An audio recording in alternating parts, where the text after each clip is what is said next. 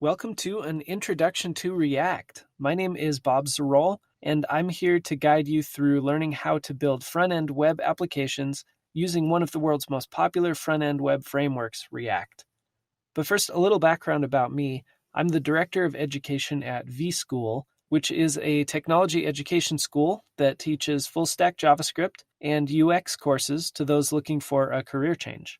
I've been teaching in the bootcamp space since the very early days of bootcamps, starting in 2014. Over the years of teaching and designing curriculum to help students learn difficult topics in a very short amount of time, I've developed my own learning philosophy, which I think would be helpful to share. First of all, the easiest way to learn something is by doing it the hard way. There's truly no substitute for getting your hands on code as soon and as often as possible. During our class orientation at vSchool, I typically give an analogy about myself. So I've recently developed an interest in woodworking. I've read books, I've watched hours of YouTube videos, I've received new tools as gifts. However, none of those things has actually brought me any closer to becoming a skilled carpenter.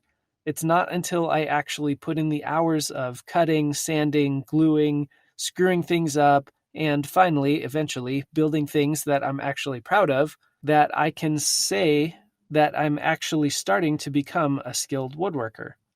As such, if you actually want to learn React well enough to be able to use it, you'll need to be actually writing React code. Most of the lessons in this course are followed up by an exercise that I fully expect you to put in real time and effort into accomplishing on your own. Now, if you decide to breeze through them the easy way without actually doing the exercises, you're actually kind of taking the hardest road possible to learning React. And along those lines, you should really use the Scrimba platform to its full potential. Throughout the course, I'll be having you pause the lesson and actually dive into the code, making changes. But even when I don't ask you to pause and play with the code, you should take the initiative to do it on your own and just be curious in general. Doing this is going to help you avoid what some call tutorial hell. And if you want some more information, there's a Medium blog post that I've linked here in the slides. The idea essentially being that you should get your hands on the code as much as possible. And by doing so, actually do the things. Okay, not just necessarily the exercises I ask you to do, but anything that you're interested and curious about. And as I mentioned, Scrimba is ideal for this sort of learning if you use it the right way. Another main point of my learning philosophy is that spaced learning and repetition are absolutely key for this information to actually stick in your mind. And one of the main tenets of spaced learning is that you don't just binge on the course. This kind of goes in line with the concept of tutorial hell, where it can be the easy way out to just binge on the course and feel like you're actually learning something when in reality your brain has been incapable of actually retaining the information. So as you're going through the course, make sure that you take frequent breaks. And I don't just mean for 5 or 10 minutes here or there, but finish a couple key principles, practice them quickly, and then rest your brain for the day. And when you come back to the course, don't be afraid to go back to previous courses and review them. Yes, it will obviously take a lot longer to complete the course that way, but it will be super beneficial to your learning. Okay, I'll get down from my soapbox for now, but I'll be reminding you of some of these things frequently throughout the course. So for now, let's quickly cover what you'll actually be learning. When we talk about React, we can't avoid the concept of components. Components in React are the core building block for making reusable pieces of HTML. And pretty much everything else that we talk about deals with how to use these components to build the web applications that we want to build. We'll also be talking about JSX, which is React's proprietary wrapper around JavaScript, and it simply lets you build components in a very familiar way using the HTML syntax that you're already familiar with.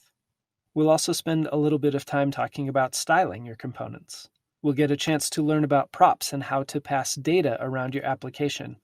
And when we talk about props, we oftentimes talk about state, which is how to maintain and change data in your application. We'll talk about event handling and how you can have strong interactivity with your users. We'll talk about lifecycle methods, which help you hook into different timing events of your React components. We'll talk about fetching data from an API using HTTP. We'll talk about forms and their role in creating a good user experience. And there's plenty more that we'll be covering in this course as well. Now, there's a few things that you should already know before taking this course, and honestly, it's just the basic building blocks: HTML, CSS, vanilla JavaScript, and ideally a little bit of the updated syntax for JavaScript in ES6. If you're feeling rusty on any of these topics, I've included links on the logo that you can click, and it will take you to another free course here on Scrimba to brush up on that topic. Okay, that's plenty of talking for now. Let's actually dive into React.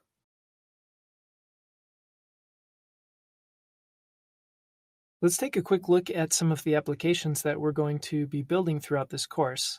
This should give you an idea of what you'll be able to accomplish by the time you're done with this course. The first one is kind of the default required to-do list application. It may seem a little bit boring, but it actually covers a lot of the topics that we're going to be talking about in this course. And of course, you can click an item to mark it as completed, and we see some style changes and everything. And as kind of a capstone project to this course, you're going to be building a meme generator. And the idea is you input some top text, some bottom text, hit the button, and it will randomly choose a meme image from an API that contains meme images. Some of them are funnier than others. So get excited. React is a really exciting technology, and it's going to be an excellent tool in your tool belt as a developer.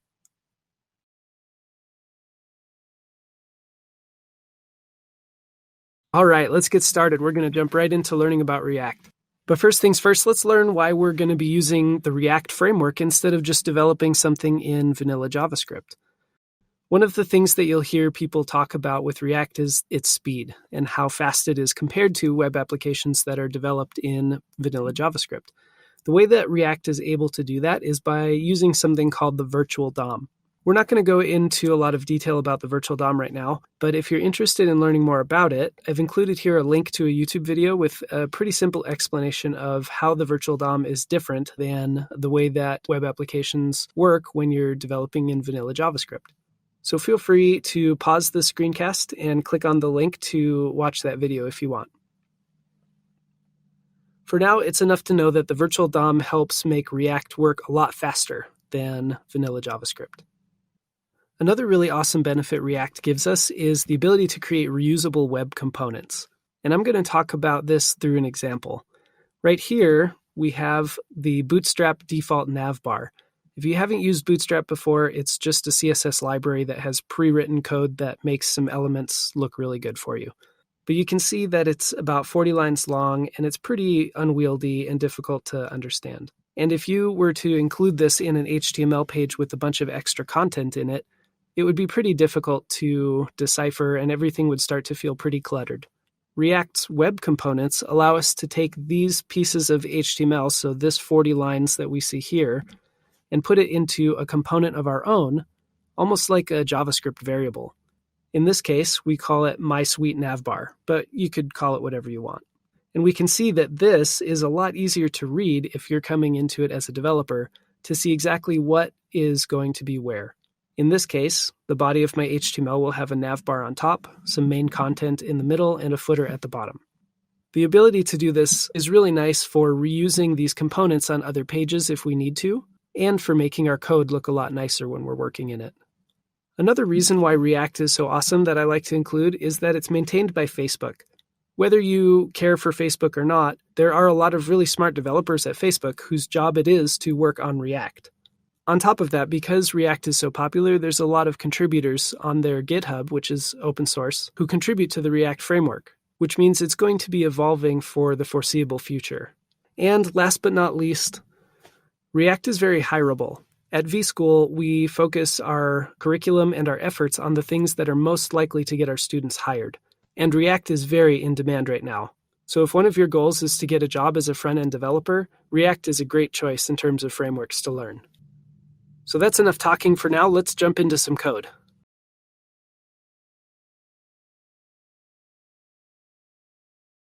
Okay, we're just going to jump right into the code. One thing you're going to want to be somewhat familiar with is ES6 or ECMAScript 6 or ECMAScript 2015.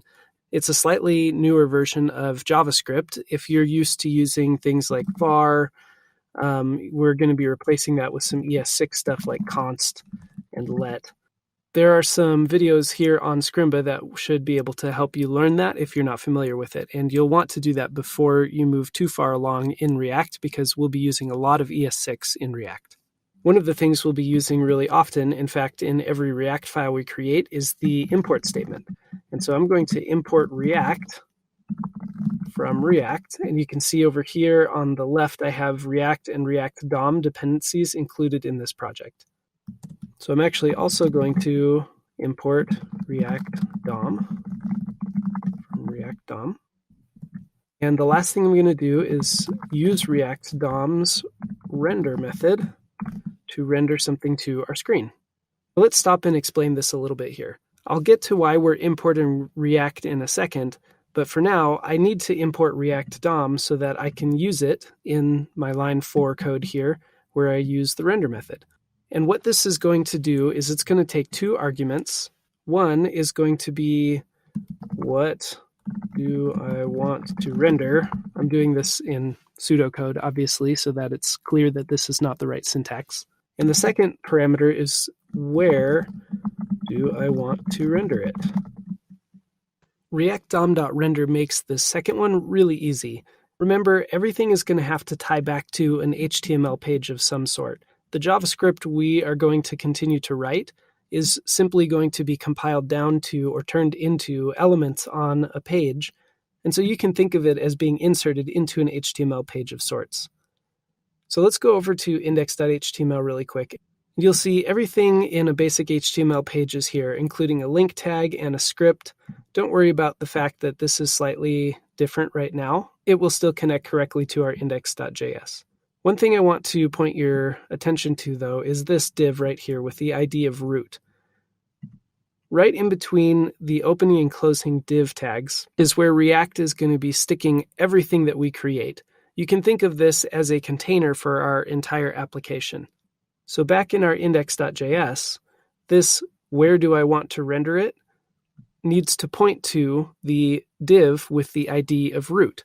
And the way that I can do that is using a vanilla JavaScript document.getElementById root. This way, render looks at the first parameter, which I haven't filled out yet, that says what do I want to render, and it will stick it inside of the div with the ID of root. Now let's look at this first part. What do I want to render? Let's get rid of this placeholder. And let's just start with a simple h1. And of course, we have to say hello world. I'm going to refresh the browser over here and notice that we actually get an h1 with a hello world in there. Now, the astute of you might have said, wait a second, why are you putting an HTML element in the middle of your JavaScript parameter? That's an obvious syntax error. JavaScript is going to think that that is a less than symbol and that this is a greater than symbol and not know that this is an HTML element. Well, fortunately for us, the people that created React created a little pseudo language, you could call it, called JSX. And JSX is very much like a JavaScript rendition or version of HTML. In fact, we're going to see that most of JSX looks almost identical to HTML, with a few slight differences that we'll talk about along the way. There's a lot happening under the hood with React, where everything is getting compiled down to a plain JavaScript version of itself. But for us, we can just pretend that this will work just fine. And it turns out this is why we need to import React from React, because the React library is the one that will enable JSX to work the way it's supposed to work. In fact, you can see that if I remove the import React line and try to save it and refresh the browser, it tells me that React is not defined. Even though I'm not explicitly using React anywhere in my code here, under the hood, it's getting used to interpret the JSX. Another point I want to touch on really quick is also dealing with JSX. It's important to note that I can't render 2 JSX elements next to each other. For example, if I wanted an H1 and a paragraph,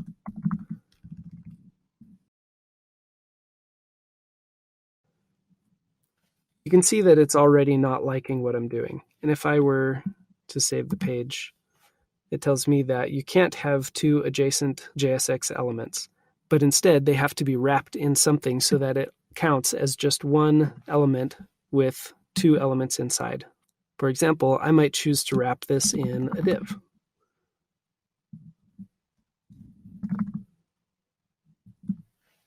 And I need to put my reactant back. And there we go.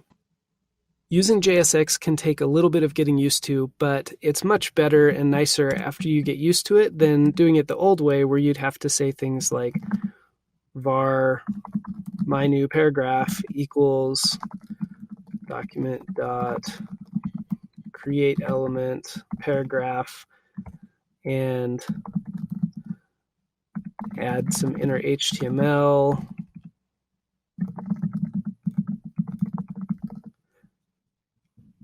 And then take that paragraph and append it to a parent. That was very imperative, whereas now we're going to be doing things much more declaratively. I also want to interject right here that you should remember that the benefit of Scrimba is that you can pause this screencast and play with this code. So please take some time to do that, not just at the end, but also throughout the entire screencast. We're also going to be including entire screencasts that are dedicated to you doing exercises, as mentioned in the first video. So take some time, play with this, study it up, and get ready for the upcoming exercise.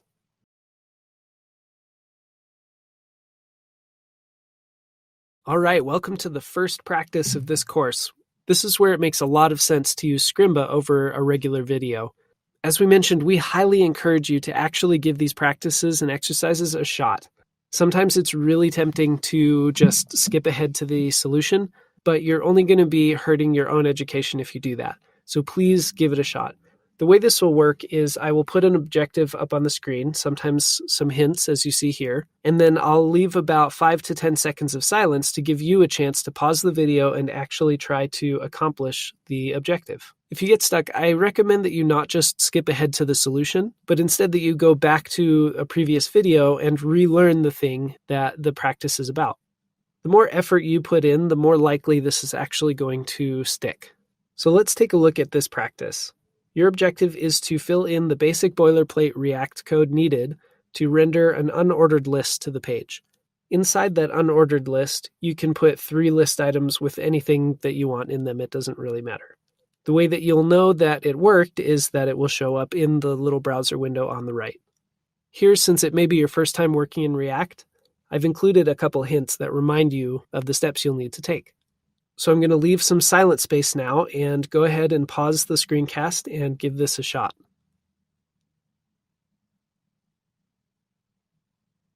Okay, let's go through the solution together. I'm going to remove the comments that I have.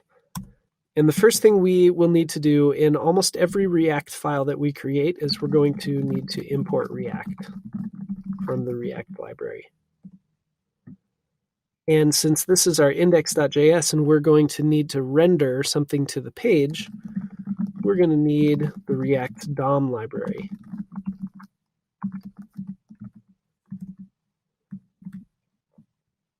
And last but not least, we're going to use React DOM. We're going to use its render method. And there are 2 parameters that we need to pass into render. The first one is what do we want to render? Well, as the challenge said, we need an unordered list. And inside that unordered list, we need 3 list items. And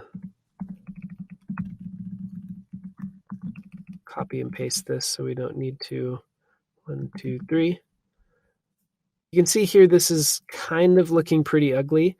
We're going to see in the future how obviously we're not going to put our entire page here in the render. So I'm going to move this onto its own line so that it looks a little more like regular HTML. If you didn't do that, that's totally fine. And then I'm going to be really boring and just put 1, 2, 3 in here. Okay, that's the first parameter. And the second parameter is where do I want this to load into? If you remember from the last screencast, we have a div with the ID of root, and that's where we want to place our application. So in React DOM.render, I need to provide a getElementById route so that it will go find that element and let reactDom.render know this is where I want you to put this code. And when we refresh the browser, we get our 3 bullet points with 1, 2, 3. If any of that was confusing, I highly encourage you to go back to the previous video, rewatch it, play with the code, come back, do this practice again, mess with the code that I put here, see if it works the way you understand it, try to break it, etc. Doing that is going to really help you understand React on a deeper level than just passively watching me explain it to you. Awesome job. Let's move on to the next topic.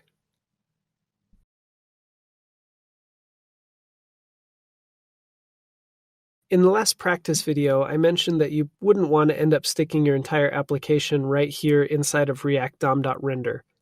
Imagine having a web page with hundreds of elements on it. This would just be impossible to maintain. Back when we talked about why React was popular, one of the reasons we mentioned was reusable web components. We're going to get a chance right now to learn how to create functional components in React. The reason they're called functional components is simply because you create them by writing a function. I'm going to add some space here and create a new function called myApp. Notice here that I'm using the constructor convention of having capital camel case for my component name. This is a very strong convention that you should adhere to in React. Always have camel case and start your first letter as a capital letter. And the really simple thing about functional components is that all you need to do is return the JSX that you want this component to represent. So in our case, we can just take this unordered list and return the unordered list from our functional component. It's important to know that although in this case it would work without it, it's always a good idea to wrap this in parentheses. And then another strong convention that I really like is to put everything on its own lines. This way it reads a lot more like HTML. Then in reactDom.render, we can create an instance of our functional component by placing the name of the component and wrapping it in JSX tags. Now notice that I've made this a self-closing tag. There are some instances where you'll want to create components that can accept children elements, but for the next little while, we're going to make every component a self-closing component. Now notice when I refresh, I have the same thing that I had before. Now the same rules apply to our functional component as they did in reactDom.render, meaning I can't return two different elements next to each other, like having another ordered list near this one. That just wouldn't work because our component needs to return a single JSX element, and here it's returning 2. You can usually get around this by just wrapping everything in a div or whatever other element that you want to wrap it with. But in this case, we're just going to return the unordered list. So maybe you can start to see the power in doing this. We're going to be able to create our own components which contain pieces of JSX, which represent HTML in our final product, and we can start composing them together. Here I have a component that I created rendering React elements or JSX elements or HTML elements. But as we create more and more complex applications, I'm going to be creating components that render other components that I have also created. Eventually, it needs to boil down to a regular HTML element, but sometimes that can happen over the course of maybe dozens of your own React components that you created. Eventually, as we start to create more and more components, we're obviously going to split these into their own files. But for now, it's important to play with this and see what you can get to work, what doesn't work, and get a really good idea of how a functional component works. As we move on, we'll start to make our file structure more and more complex. Now that we've learned about basic functional components, let's put it to practice.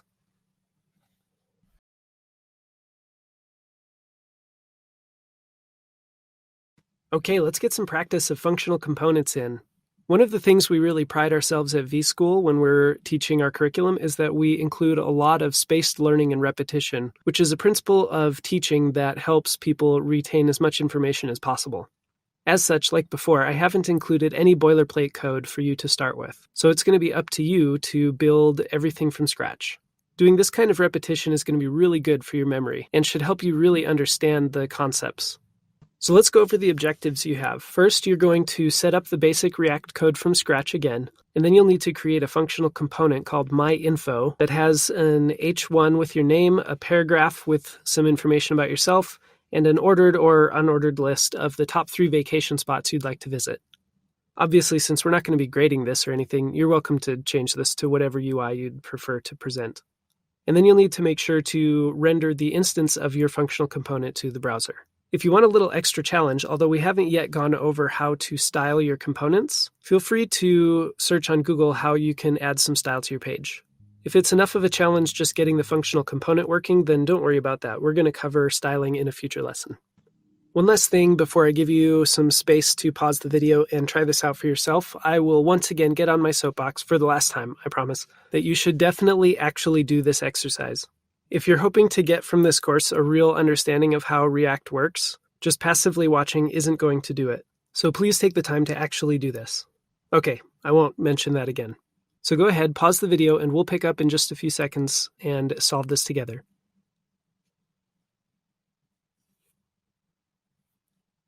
All right, so like last time, we need to start with some of the boilerplate code. So I'm going to, once again, import React from React. Import React DOM from React DOM. And this is going to be a little out of order, but I already know that I need to render something to the page. I already know that I'm going to call my component myInfo. So I'm going to put an instance of myInfo, get my spacing wrong, right here. And lastly, I'm going to do my getElementById root so that render knows where to put the myInfo component. Okay, now the more fun part. Let's build our function.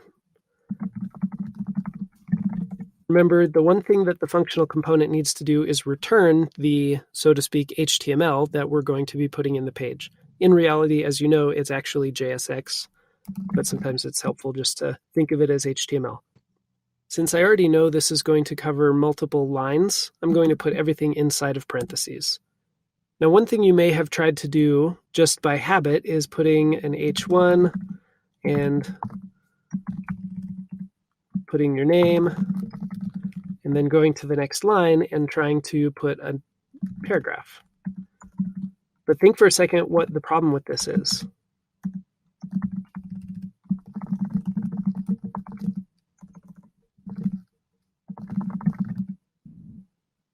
If you realize that the reason this is a problem, you may have tried to save this and it says adjacent JSX elements must be wrapped in an enclosing div or an enclosing tag. So I'm going to put this whole thing in a div. And it's a very common mistake to make, especially as you're starting. So if you made that mistake, don't worry about it. Okay, right here, we should have something that is at least working. So I'm going to save this and see if it renders. And there we go.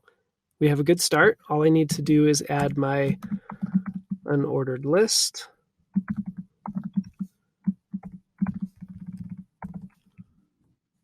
And put a few list items in there.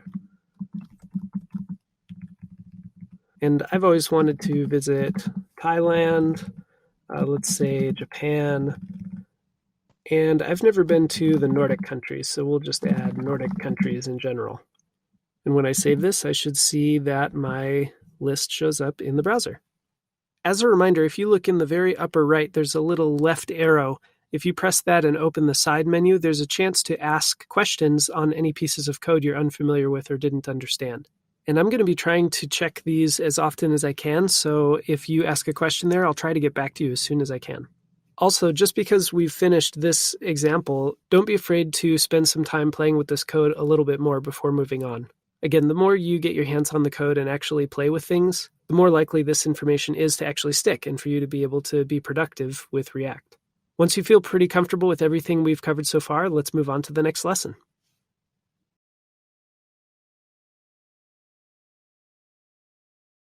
Let's talk really quickly about our setup here. Right now we have our functional component inside of our index.js.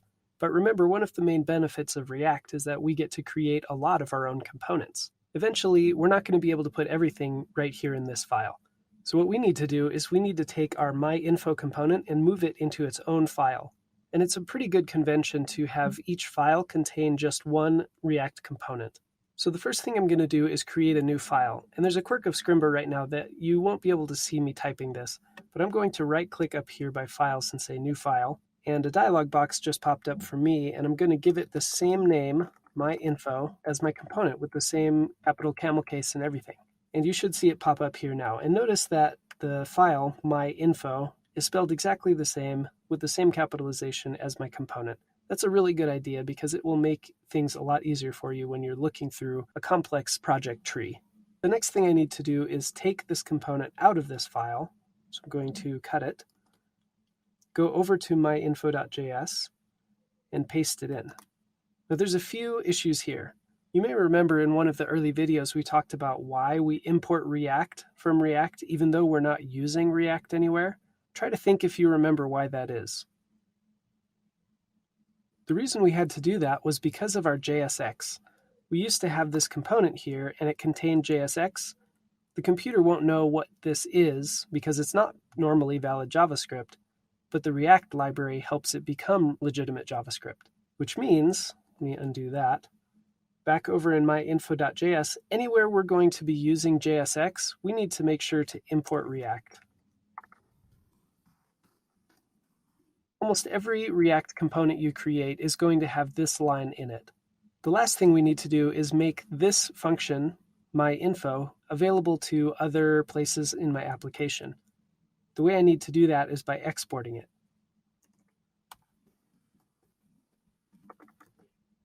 If you don't feel totally familiar with import exports from ES6, that should be okay as long as you remember this export default and then the name of your component. But I would also recommend that you go check out the free Introduction to ES6 course here on Scrimba. Now that this component is exposed through the export default, I'm going to go over to index.js, and let's just Command S will save this and see what comes up. Notice it says myInfo is not defined. Well, that's because we used to be declaring that function here in this file and making an instance of it by putting these braces around it. But now we're not doing that. So we need to import myInfo from myinfo.js. Now it's really easy to forget that we can't just say myinfo.js. The reason is because when imports don't have a relative path, they will automatically look for a module with the same name that you're providing. This works okay with React and React DOM because they are third-party modules or dependencies that I've installed into this project. When it's one of my very own modules or one of my very own files, I need to make sure to provide a path. So I'm going to say /, which means from the current directory, look for a file called myinfo.js. Another important thing to know about imports is that they assume that you're importing a JS file, or in other words, .js is the default extension. So I can delete .js, and it will still work just fine. Now if I refresh, I get my component back in the browser on the right. As your project gets more and more complex, it's going to be really important that you have a good organizational structure.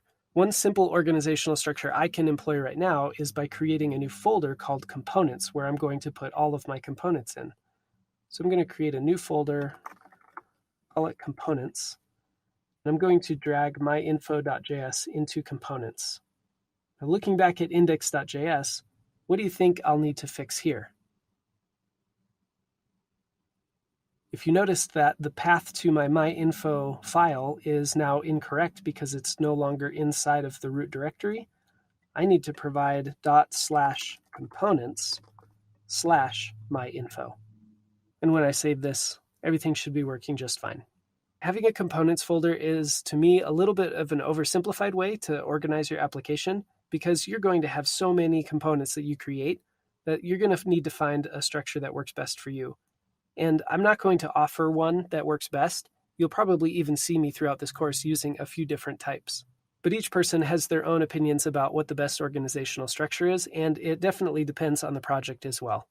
Before moving on, try playing with this a little bit. Maybe go change some code inside of my info, or maybe move it into another folder or change the file name and see what you need to fix in order for everything to keep working. Or if you're really wanting to be forward thinking, you're welcome to try and create a new component and nest that inside of my info. But this is actually what we're going to cover in the next lesson. Once you feel comfortable with everything we've talked about here, let's move on.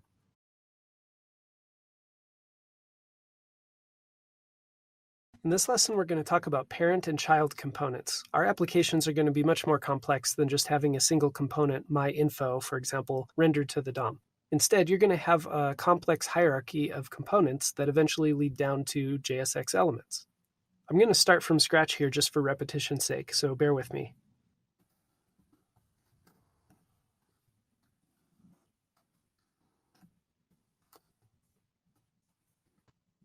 Take a second to see if you can remember what the next step is.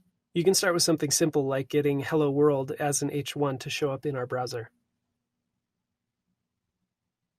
In order for anything to show up on the page, we need to use React DOM.render. First parameter is what we want to render, so maybe H1 with Hello World. The second parameter is where do we want to put that, which will be in an element called root in our index.html.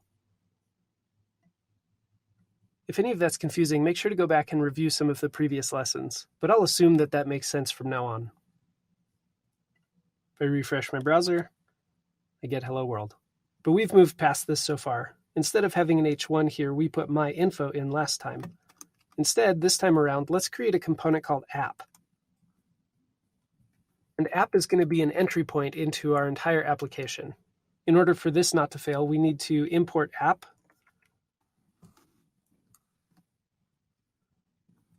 And in order for this not to fail, because that component doesn't exist yet, we need to create it. So I'm going to create a file called app.js.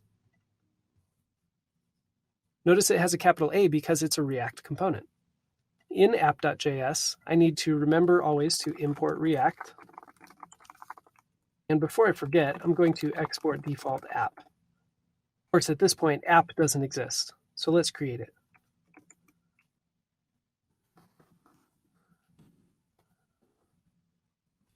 Before I put anything in the return, I'm going to refresh the browser really quick. And notice that there's a problem. See if you can remember what we need to return here inside of this component.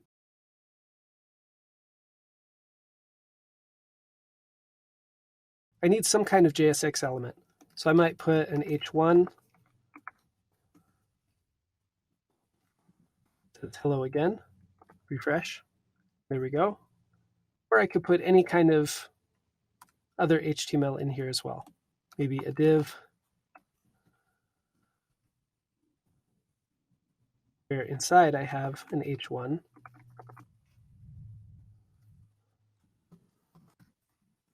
And maybe something like an unordered list.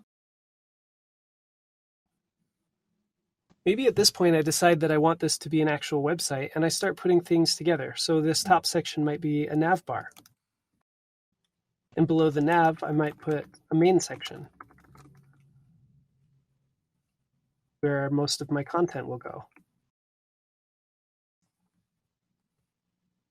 And at this point, I would do something like add some styling to my unordered list so that this was more like a nav bar. As you can see, this app component is getting pretty large, and it's kind of defeating the purpose of React. We talked about how we can take each piece of HTML and put it into its own component. We're not really doing that very well here. Instead, we may decide to create separate components for each little piece of HTML that we need on our page. Take a look at this diagram to get a better understanding of what I'm talking about. Here we're rendering the app component, but app may decide to render another component called myInfo, where myInfo may eventually render some kind of regular JSX element. Notice I'm making a distinction between components and elements. Elements are the ones that boil down essentially to regular HTML code. Notice that here I have a lowercase d in div. That's a dead giveaway that this is a regular element rather than a component that I've created. On the other hand, my info starts with a capital M, and that helps me understand that this is a component that I've created. You may have heard of how the DOM, or document object model, is oftentimes referred to as a tree, where the HTML element is the most base root of that tree. In our case, we can think of the app component as being the root of this tree. And the app component isn't limited to just rendering my info. It could also render, for example, a footer. And that footer could render an actual element called footer, which has all of the HTML relating to our footer in it. And if we have a footer, we naturally probably want some kind of header.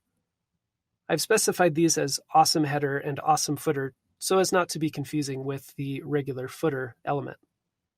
And just like app is rendering more than one component, header may also render multiple components. For example, a navbar, but also maybe a logo component. And those eventually would need to end up as regular elements of some sort. In this case, an image element and a nav element. Hopefully here you can start to see how our React application could become more and more complex as time goes on. And this is only scratching the surface. So in our sample app here, let's create a little footer really quick. I'm going to create a new file called footer.js with a capital F, as seen here, in which I'll need to import React from React as always. I'm going to export the thing before I even create it, just so that I don't forget.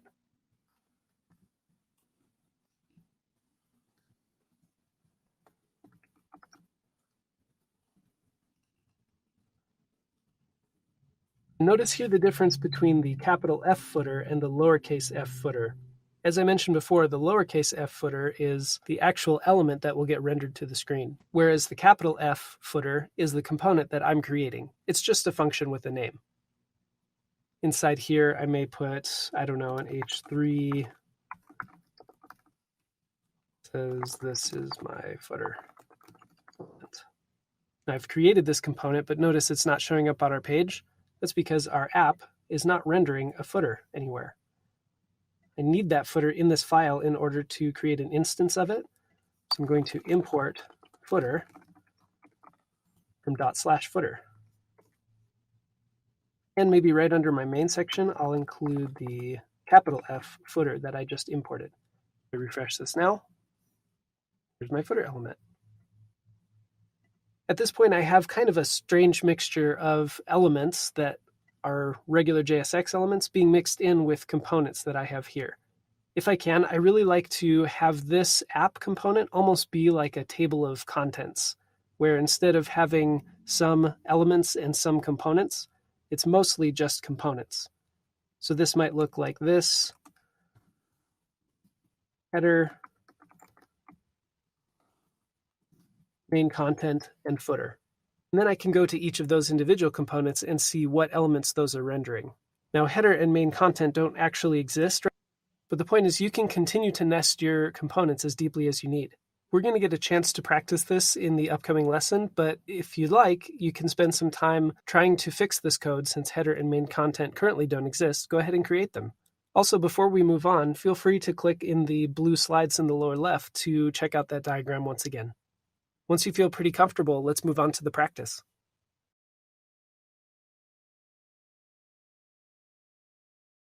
Okay, let's jump right into the challenge. You're going to set up a React app from scratch once again. What you're going to render is the root app component, as mentioned here, and that app component should render 3 separate components, each of which will have some kind of elements that they render. First, a navbar component.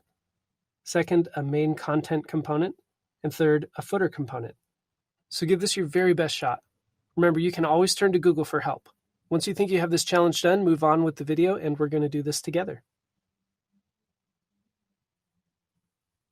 Okay, let's get started. We're going to import React from React, and React DOM. We're going to use React DOM's render method to render a component called app. We're going to select the root element. Now, app doesn't exist, so we need to import it. And that file doesn't exist, so we need to create it. Capital A app.js. And remember, I like to treat this file as kind of a table of contents. So I'll need to import React from React again.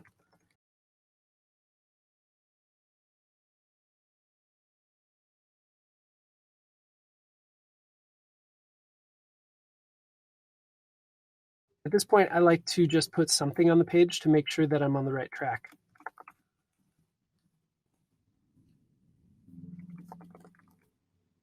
Okay, at least that's showing up, so now I know I haven't made a mistake up to this point. Now, if you look back in the challenge, it said to create a navbar, main content, and footer components. We could do this in any order. We could first create the files and then import them. We could import them and create instances here and then create the files. Whichever way you want to do and makes most sense to you is totally fine. I'm going to finish my app component first and then go create the components necessary for that to continue working. And remember, everything needs to be surrounded in a single component because any given component can only return one element. Here I'll put my header.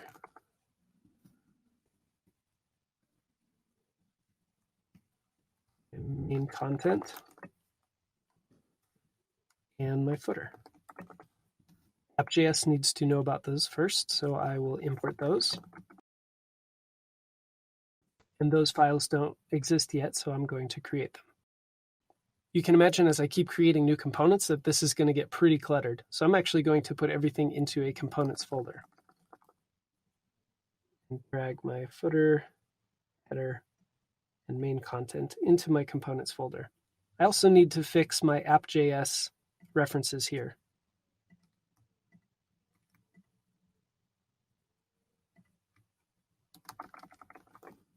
Okay, over in those files, I'm going to start creating those components.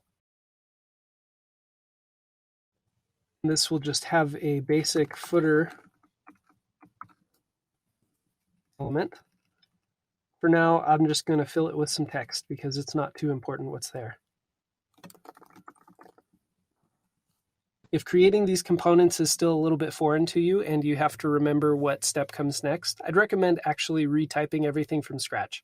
Because I've done this enough times, I'm actually just going to copy everything and paste it into header, changing some of the references.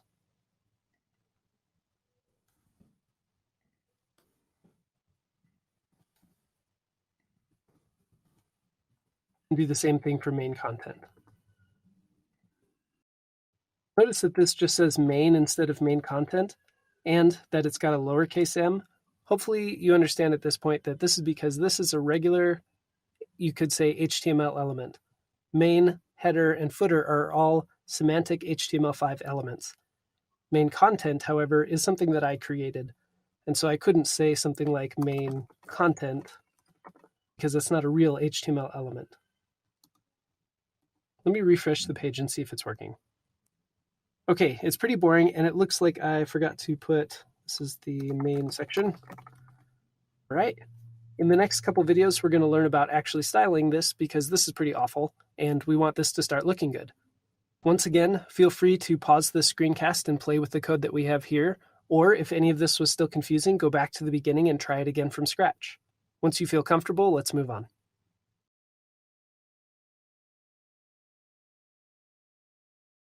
All right, so from what we've learned so far, we can get started on our phase 1 of our to-do application.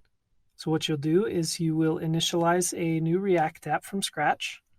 You're going to render an app component in the index.js file here, which means you'll need to create an app component from scratch.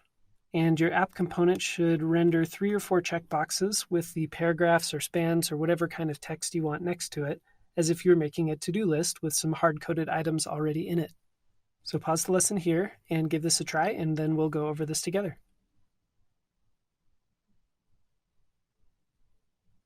Okay, so let's do this. I'm going to erase my comments here. And as always, we need to import React from React and import, in this case, React DOM from React DOM. And we're going to use React DOM to render an app component to the screen. And we want that to be in the element with the ID of root. The app component doesn't exist yet, so we need to import it. And this file doesn't exist yet, so I'm going to create it. We'll move over to that file now, where I'll want to also import React from React. We'll create our functional component, and we'll want to remember to export it before we forget. This functional component should return a div. We'll need to wrap everything in a div because it can only return one element at a time. And inside this div, we will put our input type checkbox and our paragraph. For now, we'll just put some placeholder text. Let me save this and see how it looks. Okay, it's pretty ugly, but we're going to get to that later. And it said to do it 3 or 4 times, so I'm just going to copy and paste these 2 lines here. And there we go. We've started our application. That's pretty straightforward, and the next time we see this, we're going to have learned about styling, and we're going to add some style to this so it isn't quite so ugly. So if anything was confusing, go back and play with this again. Try to do everything from scratch if you'd like. Feel free to post a question in the Q&A section, and when you're ready, let's move on to learn more about styling.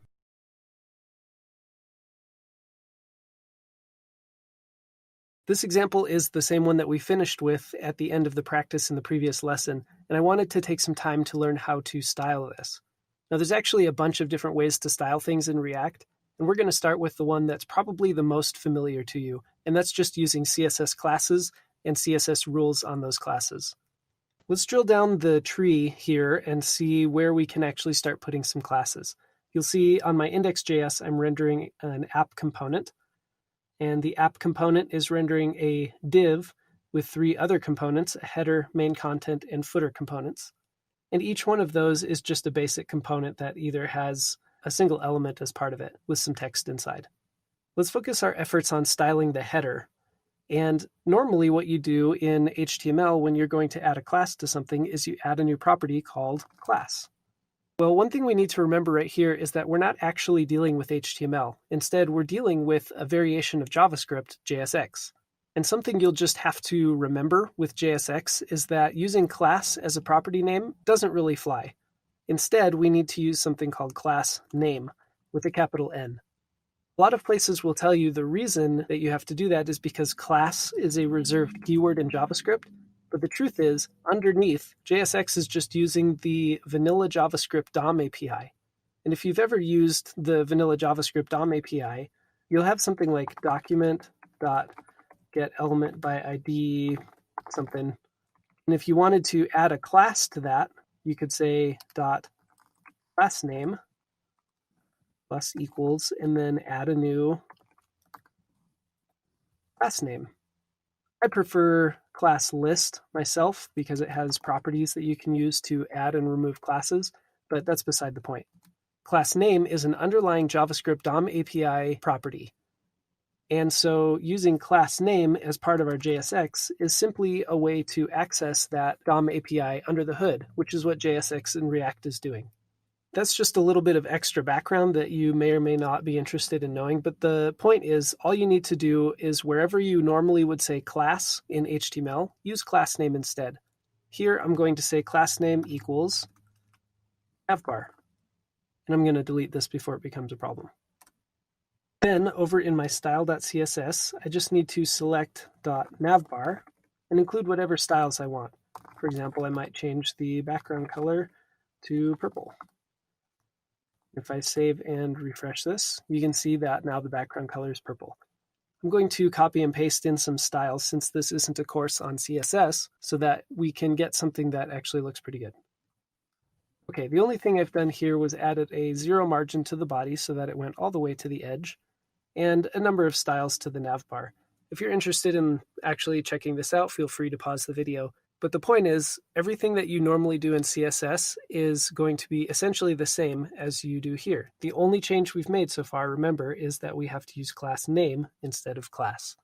One of the other things to keep in mind that may be tricky to remember at first is that you can only apply the class name attribute to React elements like header or paragraph or h1. If you try to apply class name to a component that you've created, such as header or main content, it's going to do something a little bit different than you think. And we're going to talk more about that in the future. But for now, just remember that the only thing you can apply class name to are React elements and not React components. The things that look basically like regular HTML. Another thing that can be kind of tricky in the beginning is if you're using something that requires different levels of your tree hierarchy, like Flexbox or CSS Grid, where you need to know which items are the Flex container and which items are the Flex items. It can be tricky looking at your component to know exactly how that works. For example, if I wanted to make this div a Flex container, and I wanted to specifically style one of the items therein, I would need to go to the header component or the main content component and look at the elements therein in order to give them the class names that are necessary. For example, if I go to header.js, this header element will be the direct child of this div. Think of it as React taking the contents that this header component is returning and copying and pasting it into this place. When you create your React applications and you inspect with the dev tools, you'll see that this is actually how things end up in the DOM tree. So take some time to play with class name in this project. See if you can style the main section and the footer a little bit differently. And once you feel good, let's move on to the next lesson.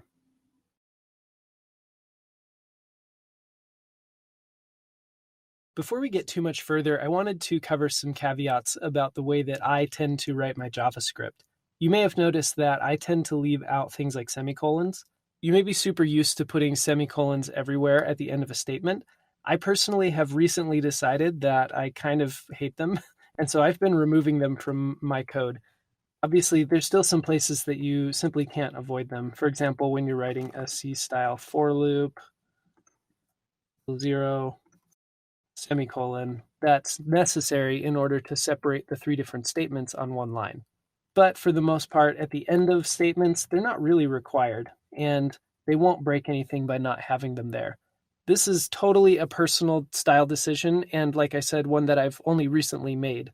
In fact, it's such a strong habit for me that I may accidentally put some semicolons in future videos.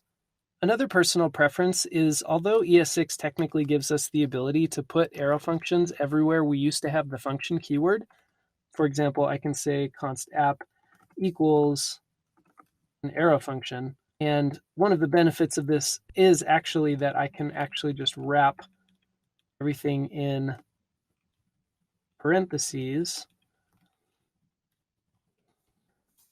and get rid of my return. And in this case, I could even simplify it like this.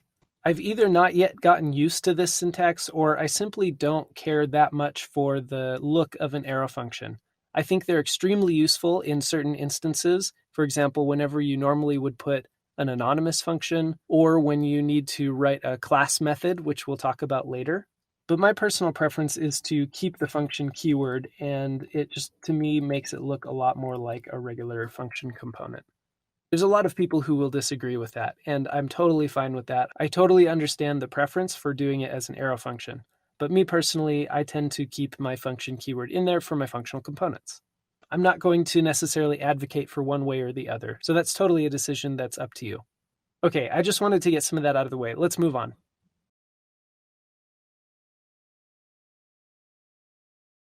Before we can move on to talk about inline styles and some dynamic styles, we first need to understand how JSX and JavaScript play together. We saw that in the middle of our JavaScript, we're able to return something that looks like HTML, but we've discovered is actually JSX. Well, what if I have a variable that I want to stick inside of my H1? Maybe, for example, I have a first name and a last name. And instead of saying hello world, I want to say hello Bob Zarol.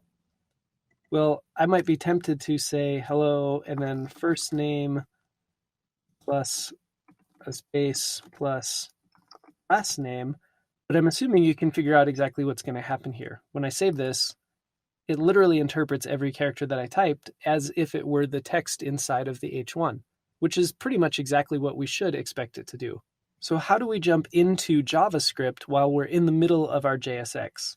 They actually made it really simple. All we have to do is surround any JavaScript that we want to be interpreted with curly braces. And once I refresh this, you'll see that it actually interpreted everything inside of the curly braces as JavaScript. The way I like to think of this is we're looking at JavaScript, JavaScript, JavaScript, JavaScript, and now we're in JSX land. Once we're in JSX land, which actually started with this less than symbol, everything will be treated as if it were regular HTML, meaning any text inside is going to be literally interpreted.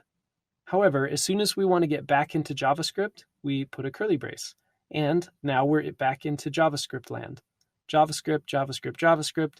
Closing curly brace tells me we want to leave JavaScript and go back into JSX. And you can do pretty complex JavaScript operations inside here. Since we've mostly converted over to the ES6 syntax, I'm actually going to change this to the string templating syntax of ES6, where I put backticks and then a $sign curly brace surrounding any variables that I want to show up. Then I can just put a space itself, and that will be treated as a literal text space. Then a $sign curly braces again, last name, and I save that, and you see we get the same result over in the browser. Because this is just regular JavaScript inside, pretty much anything that I could regularly do in JavaScript, I can do inside of these curly braces. Let's look at one really simple example. Maybe when it's morning, I want it to say good morning, and when it's night, I want it to say good night, without actually having to come in and change the code manually. Well, I can just do some simple JavaScript to set that up. I'm going to speed this up really quick, but we'll get a chance to explain it in a second. Here you can see one example where I've created a new date instance and simply put in my H1, it is currently about, and then in JavaScript, I got the hours and did a modulo 12 so that it would be in a 12-hour clock system. Alternatively, I could check the current hours for what time of day it is and set a string equal to either morning, afternoon, or night, which let's try that out right now. So here all I did was set a variable called time of day and did a simple if-else to check what time of day it was. Then down here, I simply said good, jumped into JavaScript, and said time of day. When I refresh this, I get good night, because it's nighttime where I'm recording this. Hopefully you can start to see the possibilities that this brings, and we're going to see as the course moves on that this is actually really useful. We needed to see this right here simply so that in the next video when we talk about inline styling with the style property, the way that we have to do that will make a little bit more sense. Feel free to mess with this. There's some pretty fun things you can do. Once you're ready, let's move on.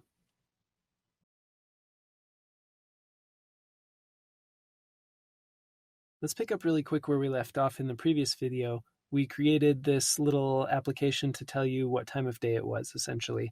We want to add some styles with inline styles this time, and we're going to see why this might be the way we choose to do it instead of using a class name. Normally, to do inline styling with HTML, we simply put a style property and set it equal to whatever CSS styles we want. Maybe we want to change the color to be this kind of yellowy color that I just grabbed. Well, let's see what happens when I try to save this. Let me open the console. Notice that it says the style prop expects a mapping from style properties to values instead of a string. We have to remember here that we're not actually inside of HTML, so sometimes the rules are going to be a little bit different. In this case, JSX expects style to not be a string, but instead to be an object, a JavaScript object.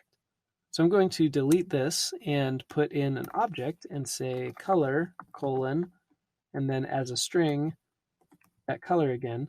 But notice that I have some syntax problems. Remember, anytime I want to change from JSX into JavaScript, I need to wrap my JavaScript with a set of curly braces. This can be a little confusing at first because objects are also wrapped with curly braces, but in order for this to be a JavaScript object, I need to wrap it in curly braces. So we end up with two sets of curly braces. Now when I refresh this, you'll see that I get my more orange or yellow color as the color of this text. If I want to add additional styles, because this is an object, I just add another key value pair. For example, maybe I want it to have a background color of this somewhat redder color that I got. Well, what's my problem now? Take a second to see if you can figure out what's going on. Remember, because of this set of curly braces over here, we're actually inside of JavaScript. And inside of JavaScript, I can't have a dash in the middle of my property name. I technically can in regular JavaScript by surrounding this with quotes, but that's beside the point. Because of this, inside of the object where we're defining our styles, we're going to change anytime that there's a dash, we're going to get rid of the dash and make everything camel case. This right here is a legitimate style object. Let me refresh, and you can see now we have a different background color. As you might imagine, this style object right here may end up getting longer and longer, in which case this H1 line is going to become really long. And it looks a little bit ugly to split this out onto separate lines. So what I prefer to do is actually make a separate variable. Let's just generically call it styles for now, and put this entire object into that variable. We can split this onto its own lines without it looking funny. Then inside of my curly braces here, where I'm now inside of JavaScript, I can just put the variable name, and that's going to be exactly the same thing. Notice when I save, it continues to work. What's nice about this is as I continue to add styles, it doesn't clutter up my H1 down on line 24. There's a number of little tiny quirks that we have to remember when we're doing these style objects. For example, anytime I have a measurement that's going to be in pixels, I technically can just put the actual number value in place, and the default will be pixels. So when I save this, you see that I get a slightly smaller font. I put 200, I get a really big font, and so forth. I can also still specify pixels, but obviously that's not going to work with numbers by putting 200px, because that's not valid JavaScript anymore. I need to turn this into a string, and now it's valid JavaScript again. And then anytime I want to use another unit like M or VW or percentage or something like that, I will also put that as a string. Also notice once again that I've replaced the dash with a camel-cased version of font size. There are some pretty interesting limitations with this. For example, it looks pretty funny when you have to add things like vendor prefixes, but there's other things like pseudo-selectors such as :hover that become actually impossible to do inside of these inline styles. If you need something like that, for now you're better off just doing that in CSS and using class name. And in the future you can learn about really cool styling libraries such as styled components. For now we're just going to keep it simple and stick with either inline styling or using class name and using CSS styles. You may ask yourself why you would ever want to even use an inline style like this. Well, one reason is that you may want something to be more dynamic, in which case JavaScript would actually determine what the styles are. Let's take a quick look at what that might look like. Notice what I've done here where I moved the styles up here above my if-else and set a default font size of 30 pixels. Then I let my if-else in my JavaScript actually determine what color the font is going to be. I changed not only the time of day string, but I also changed the color property of my styles object. Because it's an object, I can access and create properties just by using the dot syntax. If it's morning time, I use this color. If it's afternoon, I use this color instead. And in any other case, when it's night, I use this color instead. Because I'm recording this at night, this red color is the one that's actually showing up. But let's see what happens when I create the date not for the current time, but instead for a time that was this morning. This is the year, the month, the day, but let's say it's 10 a.m. When I save this, notice that we get instead the color that is the color for morning. If I change this to, let's say 15, kind of hard to see. Let me choose a different color for the afternoon.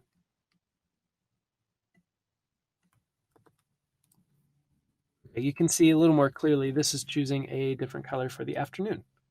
This may be a little bit contrived, but the point is we can have dynamic data that actually changes the way that our hard-coded components display.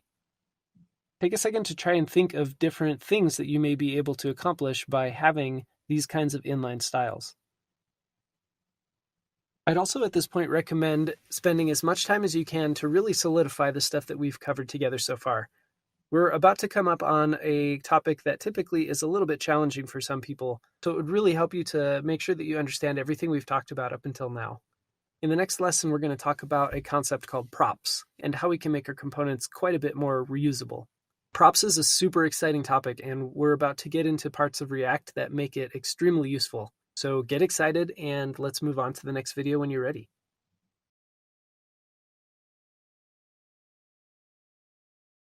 All right, so let's pick up where we left off with the to-do list. Now that we understand parent-child components and how a parent component can render a child component, and we understand how to inject some styling into our React apps, let's progress our to-do list forward a little bit. So before we get to styling, what I want you to do is to take these input and paragraph pairs, and I want you to put them into their own component called to-do item. For now, it will still have just this hard-coded placeholder text here paragraph, and later we're going to learn how we can actually make those different. But that'll be the first thing to start with. And then, essentially, you have a blank canvas to paint whatever kind of picture you want. You can make this look as traditional or as weird as you'd like. So go ahead and hit pause and give that a try.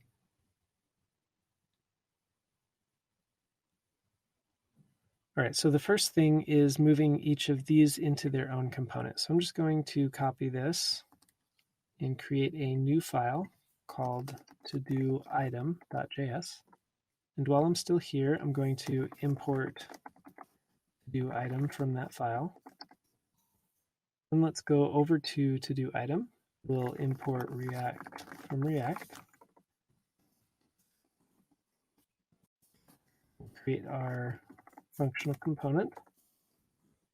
And we'll just return the thing that we copied before. And remember, I can only have one element that I'm returning at a time, so I'll wrap this all in a div. Then over in app.js, we don't need these anymore, but instead we can just create instances of our to-do items.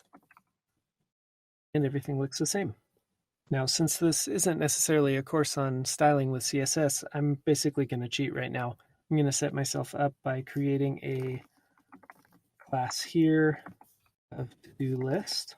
And over in my to-do items, I'm going to give this div a class name of to-do item. And then I'm basically just going to paste some styles that I've already created. Okay, and you'll notice that, let me make this a little bit bigger. You'll notice that I just kind of came up with a cool little paper-looking stack and have a checkbox next to each one that's a little bit prettier with nicer font and a little separation and so forth. Obviously, you're welcome to pause this and look through some of the styles that I have, but it's really nothing too fancy. And since I'm not really a wizard at CSS, stuff like this with the cool little effect on there, I basically just found online. Main takeaways, though, are to remember that if you want to apply class to your elements, you'll need to use class name instead of class. And if you wanted, you could apply some of these styles just right here inline. So with a little bit of CSS styling, our to-do list is already looking a lot better than it was. Currently, our checkboxes do technically check and uncheck, but what we're going to do is make sure that when we check these, some actual data is changed, which will allow us to do something cool like put a little strike through these texts. Once you feel pretty comfortable with this, let's move on.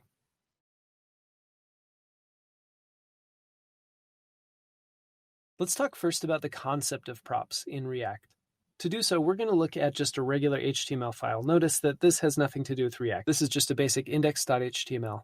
I want you to take a close look at the three elements that I've put inside the body, the anchor, the input, and the image, and think about what's actually wrong with them right now.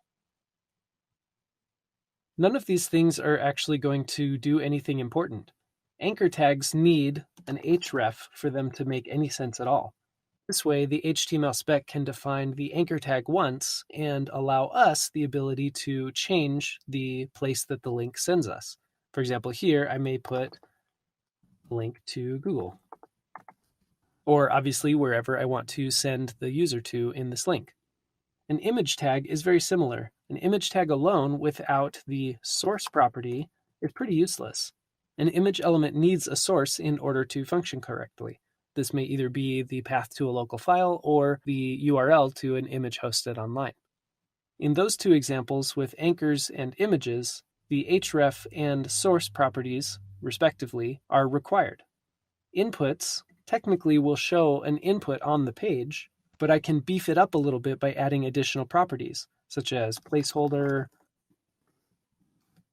or the name property, or the type property. Type is an interesting one, actually. It allows me to change this input to be multiple different things. For example, this may be a radio button or a checkbox or a regular input That input could be either text or an email or a phone number, and even changing it to a submit button. A lot of times these are called attributes, but another legitimate word for it is a property. If this simple concept in HTML makes sense to you, which I assume by now it probably does, understanding props in React is not too difficult. Instead of using the built-in HTML tags, since we're creating our own components, we can actually make it so that we can allow properties to modify the way that the component acts. So in the next video, we're going to see how we can actually do that.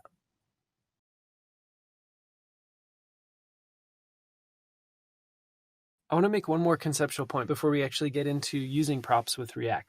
This here is from the YouTube homepage, and while I'm pretty sure the YouTube homepage doesn't use React since Google is the main backer of Angular, the concept will remain the same. Think for a second how this page may be developed in React. Something you'll begin to get really good at doing is noticing how something can be divided into separate components. For example, notice that each of these separate pieces of the page are all very similar in their own way. If you notice, each one of them has an image on the top that takes up about the same amount of space. Each of them has a title, which is in bold and appears usually directly below the image. Each one has a number of views. Each one tells you how many days ago it was published. Each one has a little timestamp inside of the image that tells you how long it is. You can imagine that the creator of this page didn't actually go into the code and copy and paste this a bunch of times. If this were developed in React, then you can imagine there might be a video tile component that is created, and that component has a number of components inside, such as an image, maybe an H3, a little timestamp box, and so forth. The main point of what I just said is that it will be a single component that's developed once, but we need to make it so that that component can change depending on the different properties, such as the image URL or the title. That's what we're going to be working on in the next video. Right before we move on, though, I wanted to get you used to the idea of thinking in terms of React. Back a few lessons when we talked about parent and child components, that tree can go as deeply nested as you want. In fact, you can see here we have different lists. So there may be a component that is a list component, which renders a number of video tile components, which in themselves render an image and an H3 or whatever, like we talked about. Also over here on the left, you can see a number of things on the page that may have only been developed once as a single component, and then given a property of maybe a little image on the left and the text that should show up as part of the link. Hopefully you can see how the idea of web components and reusable HTML is really powerful, and this can help you understand why frameworks like Angular and React and Vue.js are very popular. So that's enough with the conceptual. Let's move on to some code and see how we actually do this in React.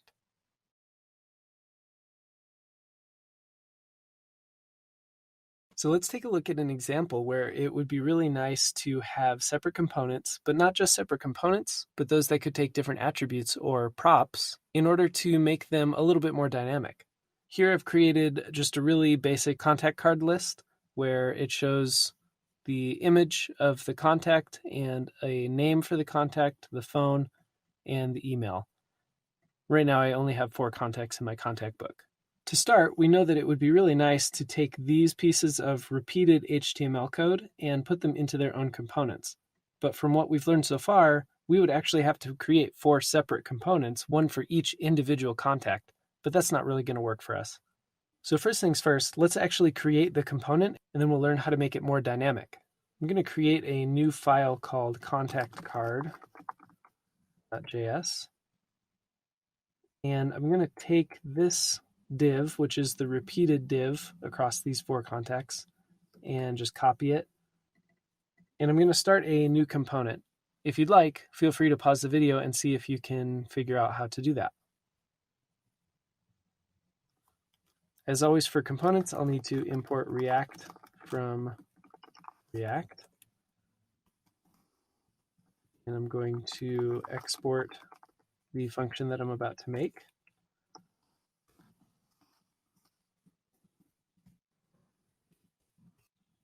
My spacing here. And this is a great start. The problem with this is that it has a hard-coded image source, a hard-coded name, a hard-coded phone, a hard-coded email, and so forth.